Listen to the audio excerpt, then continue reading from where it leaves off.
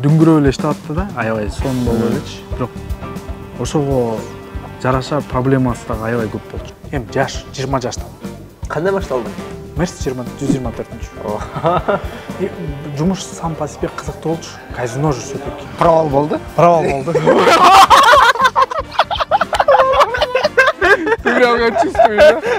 Понял, что в Бишкеке движуха только начинается. Кыргызстан экономический рост будет. Республика Аргентина, пожалуйста. Деп ичимден эле мынчалык чоң болбосо керек депчи.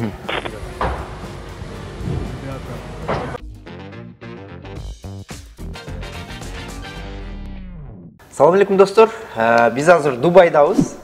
Чыңгыз Омуров деген досум конокко чакырган болчу. Эскертип кетейин, Чыңгыз бул Москвалык ишкер. Кыргызстандык, бирок Москвада көп жылдан бери жашап, ошол жерде ишкердик кылып, ресторанный бизнес, заведенияларды башкарып келген. Акыркы 13 жылдан бери Москва шаарында жашап жүргөм. Ошол жакта постоянно жашап, иш, жумуш, бизнес боюнча, бүт боюнча ошол жакта жүргөнбүз. Азыр могу мобилизация болгон себебинен Дубайга келгенге мүмкүнчүлүк ачылган. Ошондо келип калдык. Өзүм мен Баткенден болгом. Ата-энем Баткенден. Баткен кайсы жеринен? Баткен Актатыр деген айылынан. Короче, всем актатырским. Салам алейкум. 87-жылы Баткенде төрөлгөм. 87-жылкысың? 87. Как раз развал Союза болуп атпады эле. 93 конкретно развал болгон. Атам өзү Советский Союзда иштеген да, жанакы эме мындай айткандай как завсклад болчу. Магазин башкарчу да. Развал Союз болгон бүткөндөн кийин жумушсуз калгам. Анан баары семьяны алып алып Бишкекке качканбыз. 2009-жылы Москвага кеткем. 3-курс болчумун, БГУда окучумун. Параллельно таксовать этчүмүн шаарда. Мен ал кезде 17 жашта болчумун да, праваны алган кез болчу. Евротаксиге чейин казинода иштегем. Окучук, эми параллельно мен иштечүмүн казинодо. Казино эмне жумуш кылчуң?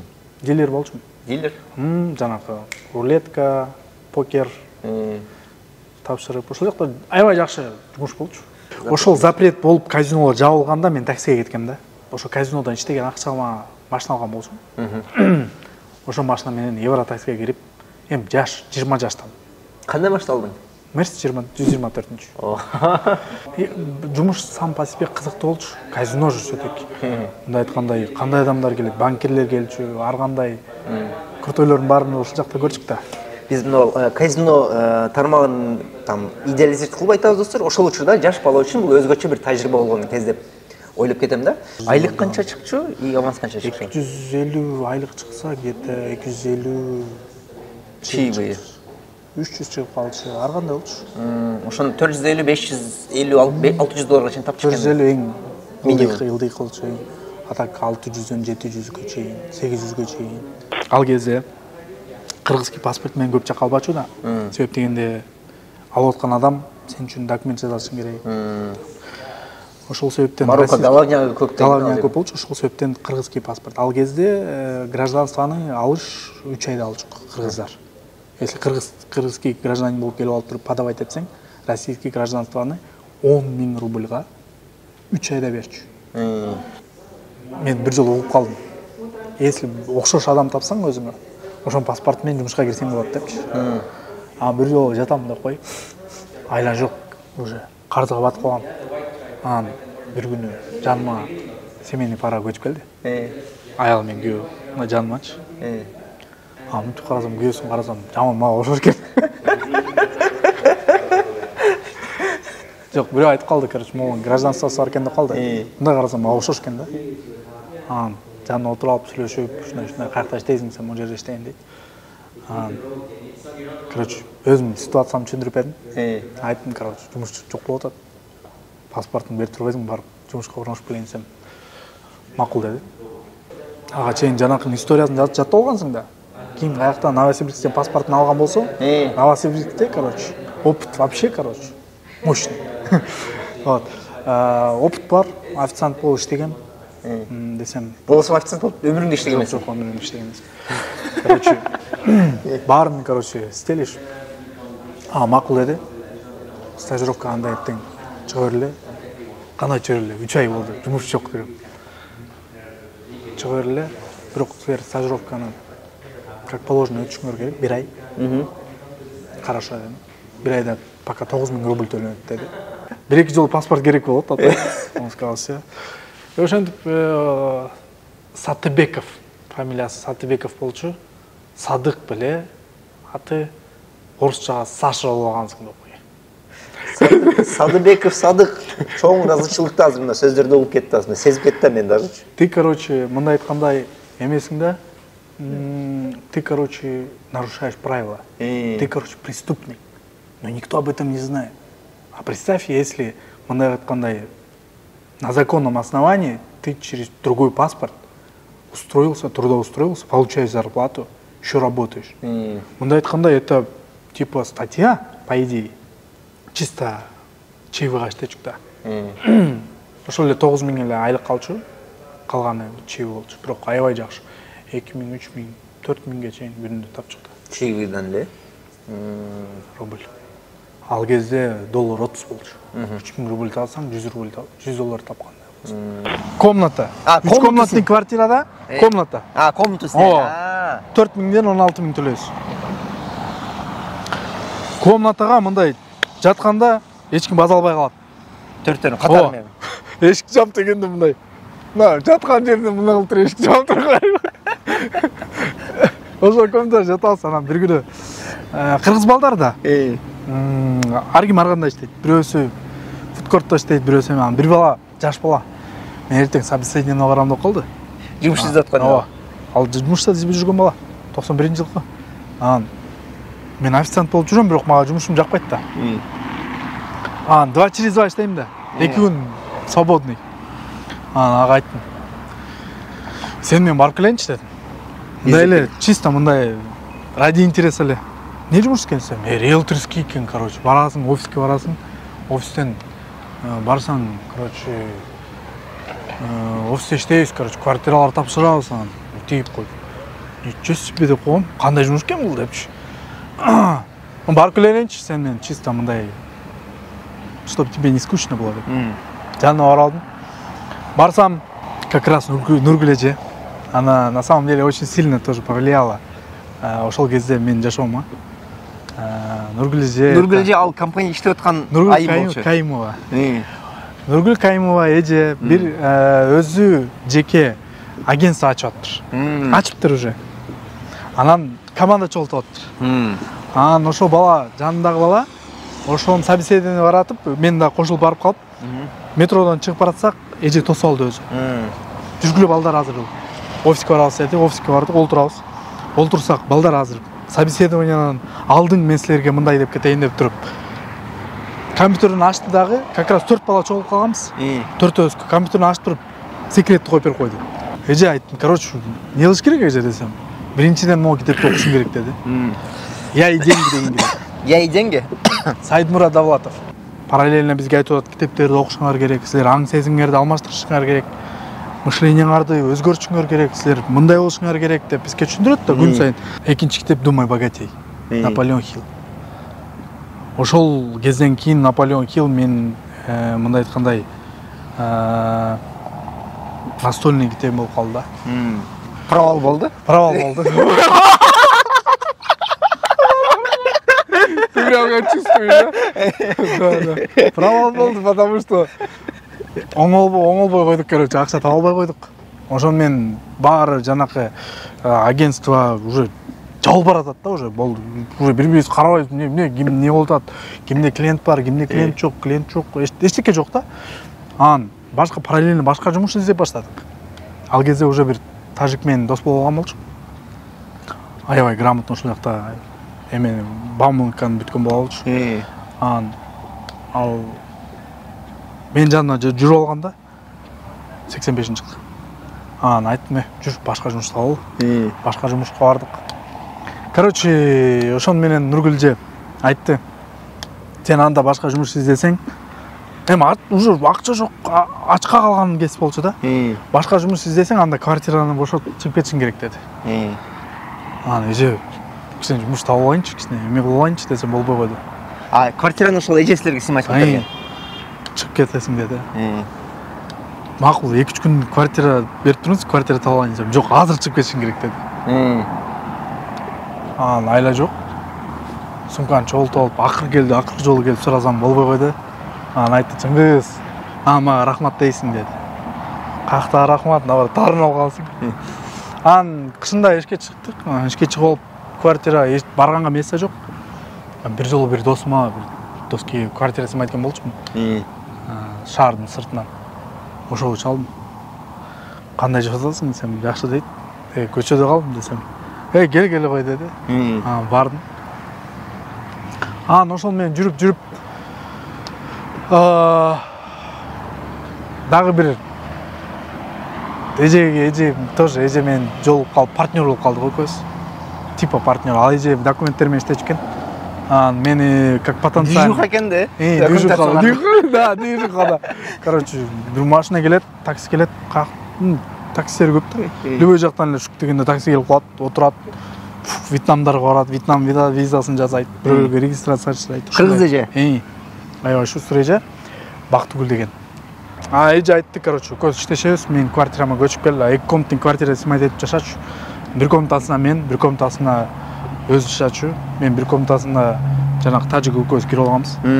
Ал да жардамчы, мен жардамчы. Короче, ошентип отуруп документ жасап жүрдүк. Канча бир жыл жүрдүк го деп.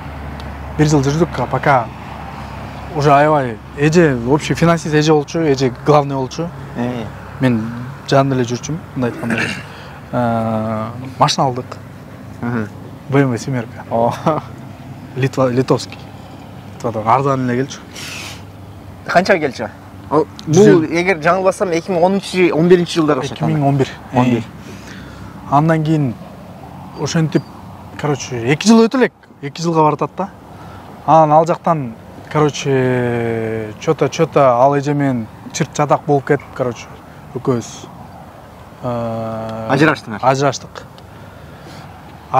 Ал эже ажырашты деген достор мындай, ажырашты дегенде просто разошлись, бөлүндүк себеп дегенде эже айлык бербей иштетип атыптыр, көрсөм. Машинаны да аң алгансыңар. Көрдү алганмын мен просто за рулем жүрдүм, коюм да, блатной өзүнчө эле, типа успешный уже. Мына карасаң не успешный. Ар бир визадан, мисалы үчүн Вьетнамдарга виза жасачук, ар бир визадан $1000 калчу да.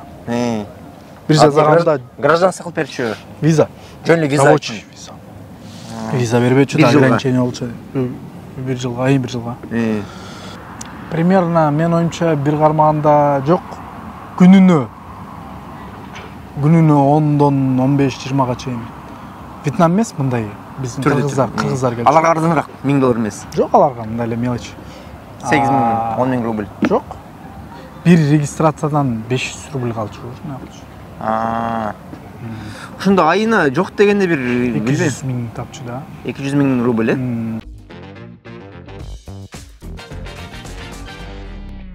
Компанияны ачтың анан, биринчи компания барды. Биринчи компанияны ачтым. Короче, бизнес план мондой болчу. Өзүбүздүн акчабызга ачтык да. Өзүбүз болгондо деп эмне ачасың? Болгондо аренда аласың. Анча-мынча оборудование коесуң. Анан рекламаң баягындай эле визитканы жасатасың. Чыгып алып туруп таратасың.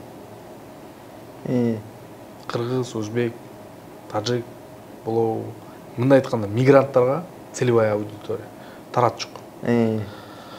Бир күн кечке таратчук. Эртеси күндөн баштап уже звоноктор келип баштачу. Звоноктор ошолорду обрабатывать этип, аларга квартира таап, барып көрсөтүп, ошол заодно как раз жаныбыздагы эмелерди, жаңы келген үйрөнүп аткандарды үйрөтчүк, кантип договор түзүш керек, кантип сүйлөшүш керек собственниктер менен, кантип айтыш керек. Ал жерде дагы мындай эмелер көп да. Гибкость дегенчи. Орустар өзү 2 комнатага 4 адамдан көп албайт. Ал жакта 15 адам жашайт. Биз билебиз аны. Бирок айтабыз тигилерге, 15 десек азыр булар бербейт бизге. Ошол себептен 4 дейсиңер, хозяйка келбегендей кылып беребиз биз депчи. Мындай кирип келбегендей кылчы. Договор түзүп беребиз депчи. Ситуациялар ар кандай болчу, кескесе кирип келчү. База калчу дегендей чыгарып салчу. Алардын маселесин биз барып чечип берчүк. Короче, ответственность бизде болчу да. Жылдар өтүп баштады. Мындай айткандай бир калыптагы мезгил келген да. 2013-2014. Жок, 2012, 2011 бүтүп, 2012 болгондон кийин мен өзүмдүн келинчегимди жолуккам. Ошол кезде келинчегим экөөбүз жолугуп үйлөнүш керек убакыт болуп калганда 24-кө чыгып калган ошондо. 24-25. Ошондо үйлөнгөндөн кийин на самом деле аябай доход өскөн. 2-3 эсе өскөн. Эси айына $3000 тазартып атсаң, кийин 9000, 10000 өстү. Ошол кезде жакшы өскөн да. Мен билем. Себеп дегенде аял киши биринчиден мындай айткандай денежная энергия деп коет. Ошону сактайт экен да. Биринчиден, экинчиден командная работа болду уже. Серьезно. Аял киши менен как одна команда, семейный бизнес болуп калды. Анын өзүнүн жумушу бар, менин өзүмдүн жумушум бар. И мы стабильно делали по тем временам 400-500 тысяч рублей. Это было до $15 тысяч мы зарабатывали. Чистыми уже? Да, за вычетом всех вот этих операционных расходов, андамдайлар, да? Билбейм, балким ошол кезде, мисалы үчүн 24-25 жашта эркек киши аябай аң сезимде жаш болот да.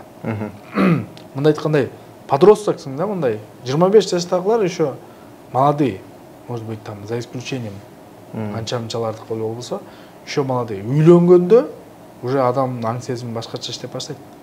Уже более серьезно карап баштайт. Өзүнүн жумушундагы, тапкан акчасындагы ойлонуп коротуп. Аялымдын нениси мен биздин компанияда иштечү, агент болуп.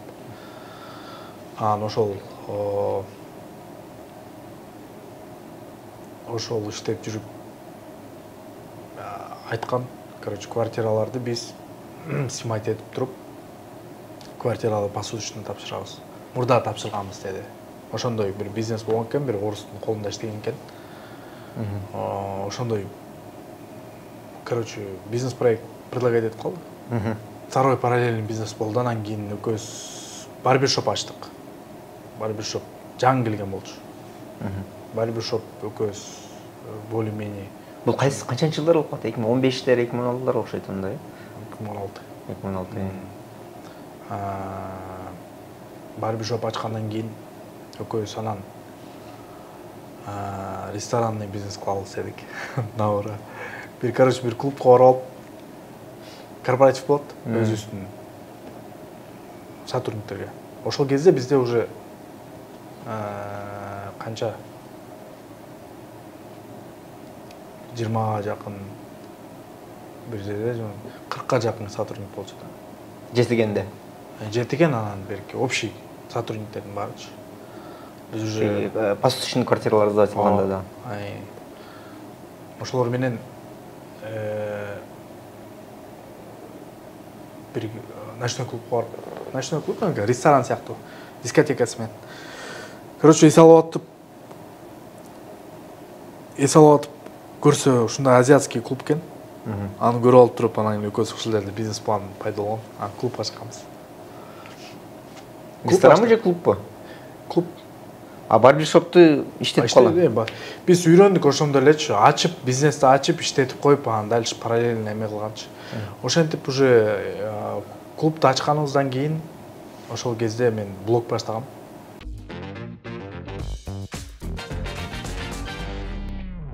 Дубайга 2017-жылы келгем да, акыркы жолу. Че, вкусно, да? Братиш, что смотрю, ты такой хитренький, раз потихоньку приближается-то. Вот. И получается, могам берип койсом, азыр келет кайра. О, салам алейкум. Все сразу съел, да? Короче, мындай айткандай, клубтан дүңгүрөп эле иштеп атты да, аябай сон болуп элечи. Бирок ошого жараша проблемасы дагы аябай көп болчу. 2018-жылы 14 июнь. Ошол күнү мен авиапаркта жүрөм, келинчегим экөөбүз. Анан менин партнерым Зайыр эмеде болчу, клубда болчу. Чалып калды. Жок, бирдеке болуп эле мен чалып калдым. Жөн эмнеге чалдым, мен чалып калсам, у нас тут пожар деди. Тушит, он тушил сам. Он внутри находился, алар үстүнөн иштеп аткан да. Үстүнүн ичинде олтурса, ичинен эле пожар болгон. Анан кийин огнетушителер менен тушит этип аткан жеринен мен чыга калдым. Клубка кетип атам, машина менен шаардын ичинде. Баратсам, бир мындай кап-кара түтүн, мындайына мынтип айланып чыгып атат да өйдөгөчү. Анан бул биздики эмес болсо керек деп ичимден эле мынчалык чоң болбосо керек депчи.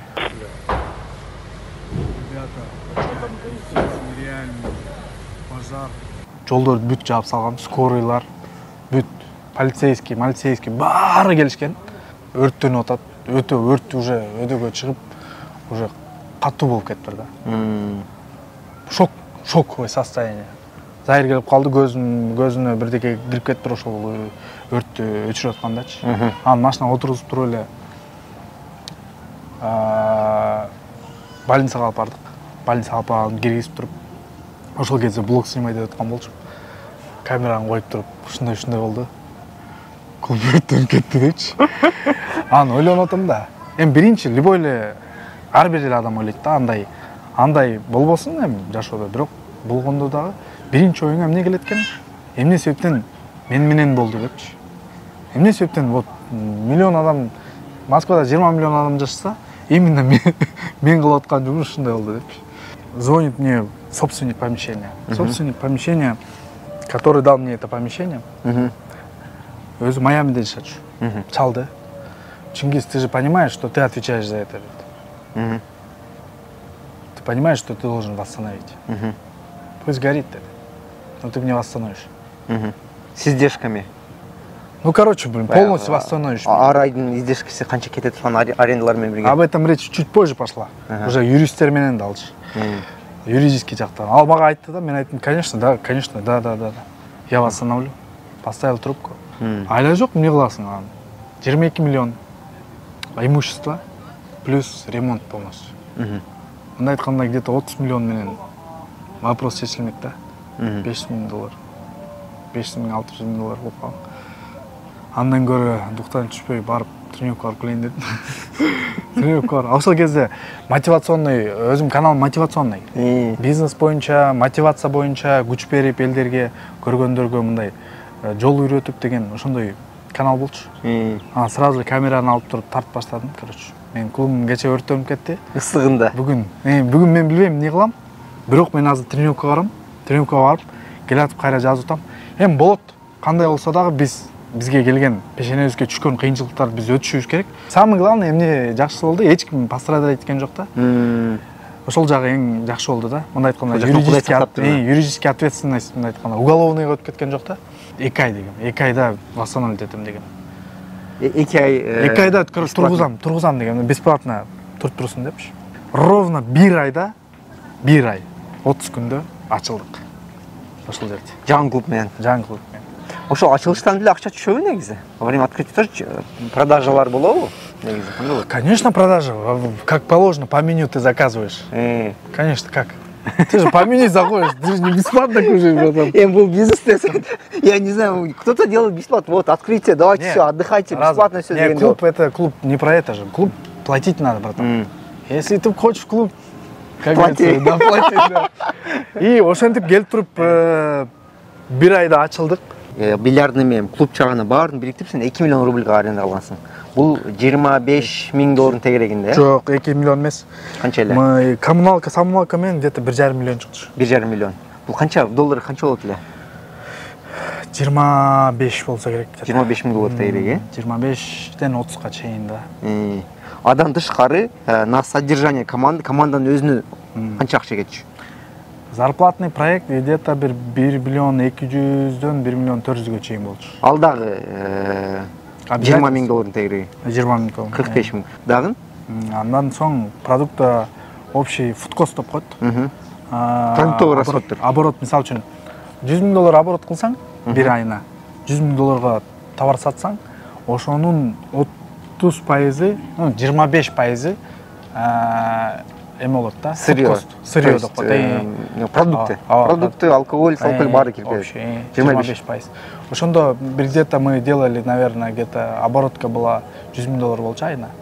Ошол жакта расходдор менен расходдор 25 болуп калабы ошондо. 25 000. 25 $000 продукты питания кетчү.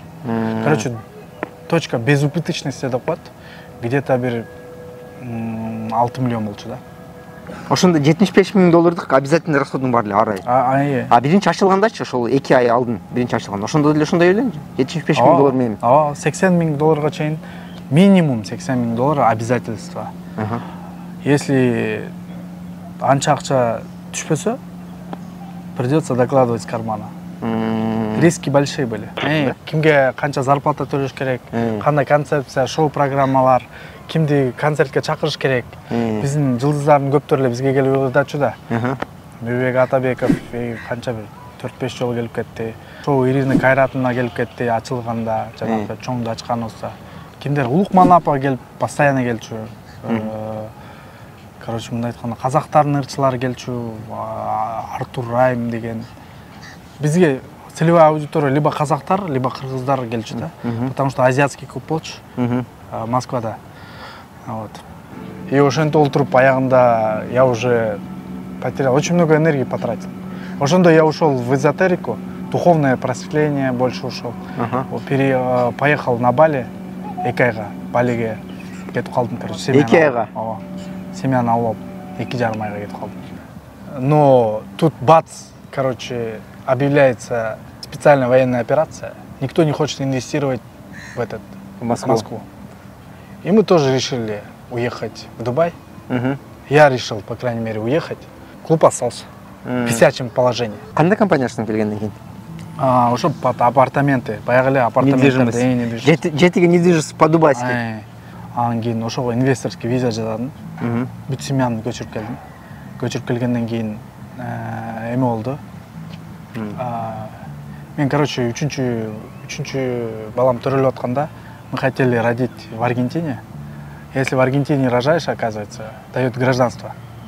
Ким төрөлбөсө, Аргентинаның законы боюнча ошол жакта ким төрөлгөн адам гражданствону аргентинский алганга мүмкүнчүлүк болот экен, как второе гражданство. И мы решили... виза. Потом ата-энеси могут податься уже на паспорт тоже, как второе гражданство. Если у тебя аргентинское гражданство, то у тебя открывается 170 стран мира безвизовых. И получается мы как раз келип туруп балдарды биякта мектепке орноштуруп, биякта квартира снимать этип, короче, бар жумуштарды бир-эки апартаменттерди баштап коюп, короче, келинчегим экөөбүз эмеге Аргентинага кетебиз. Вот. Получается, этим прошлым летом. Поехали рожать. И ошол жакта жүрсөк, бир бала биздин как раз бизде иштеген бала айтып калды. Клубуңар турат, есть клиенты, могу продать, деди. Давай. Короче, аркы берки отуруп, где-то бир $50 000 предлагать этти. Давай дедик. $50 000 бөлүп алдык үчүбүз. Короче. Бирок андан башка бар ачкан болчук. Небольшой ресторан бар. Андан кийин караоке ачканбыз. Алар иштеп атат. Барды дагы сатып салганбыз. Эмени караоке азыр иштеп атат. Москвада. Кремль жанында айткандай. Москвага келгенде келип кетиптир. Изи кандай эле? Изи просто же, да? Изи паб, изи бар. Изи манго. Блин, изи манго. Сен өзүң караоке. Базар жок. Изи манго. Канча караоке мындай бир 5-6 бар окшойт. Изи манго деп, бияктан дагы эменин атын Холдей Холмстун атын изи деп ачканбыз да. Изи Холдей Холмс депчи. Просто ошон үчүн эле изи деп, изи паб беле, манго беле адашып кеттим. Просто изи деп коебуз биз. Мындай өзүбүз. Компаниялар көп болсо ошондой экен. Всем доброе утро. Значит, это тот документ, ради которого мы приехали в такую даль. Вдвоем. Оказались втроем в итоге. Значит,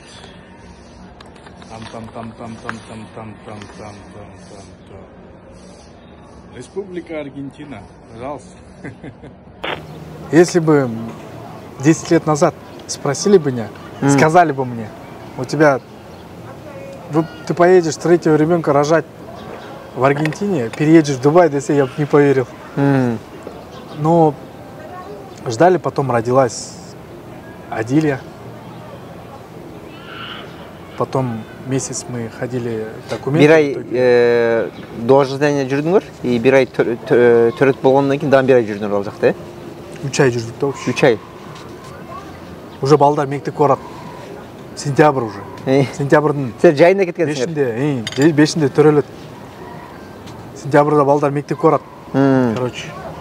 Ошентип олтуруп 1 айдан 3 айдан кийин уже экөөбүз барганбыз. 3 болуп кайтып келебиз. Паспорт менен. Келебиз дагы как положено. Уже аргентинский гражданин. Успеть эткен жокпуз, өзүбүзгө тапшырабыз дегенбиз да. Гражданствого сразу тапшырып коюп келебиз дегенбиз. Бирок балдарды аябай сагынганбыз биякта. Уже чыдабай кетип атканбыз да. Кой, короче, эмки жылы келебиз. Короче, балаң гражданин болсо, любой момент барып подаваться этсең болот экен да. 2 жылда алат экенсиң. 2 жыл жашап туруш керекпи, чыкпай? Жок. Чыгып тура берсең болор эле? Ооба. Ошентип гражданин Аргентины, потом чемпионат мира болуп, Аргентина чемпионат мира утуп кетсе болобу? Биздин кызыбыздын командасы деп коем. Я болел, кстати, за Аргентину. Короче, төрөлөт, келебиз, келип алып.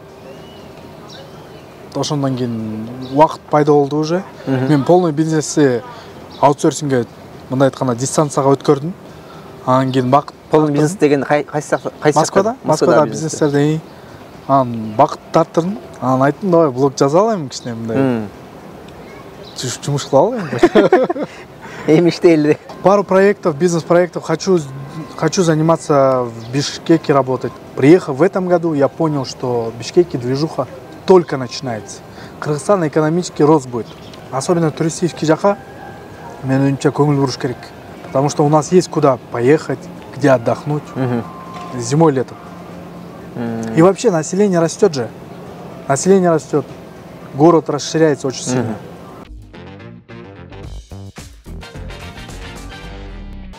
Оюмча Мирзаматов влогтун жыйынтыгын кыла берсек болот. Бул чыгарылышын жыйынтыгын кыла берсек болот. Практикалык сонун нерселер жөнүндө сүйлөшүп кеттик.